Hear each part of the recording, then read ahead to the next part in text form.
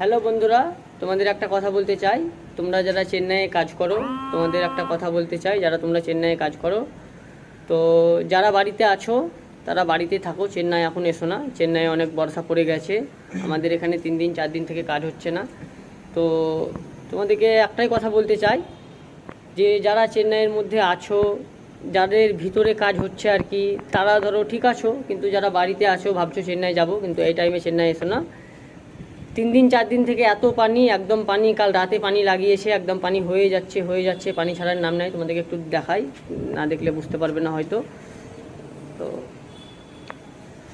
এই দেখো আবহাওয়াটা তোমরা দেখতেই পাচ্ছ, একদম রাত থেকে পানি পানি হয়ে যাচ্ছে। তো যাদের ভিতরে কাজ হচ্ছে তারা ঠিক আছে, তারা কাজ করো, আর যারা বাড়িতে আসো তারা এখন চেন্নাই এসো না।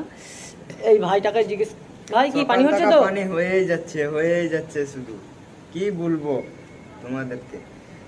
তো তোমরা ভাববে আমি মিথ্যা কথা বলছি, তো দেখাচ্ছি তোমাদেরকে কজন বসে আছে আমাদের। আর এত পানি হচ্ছে, আর কি বলবো তোমাদেরকে, মানে রাস্তাতে এক গুঠি পানি একদম। তো যারা বাড়িতে আছো তারা বাড়িতেই থাকো।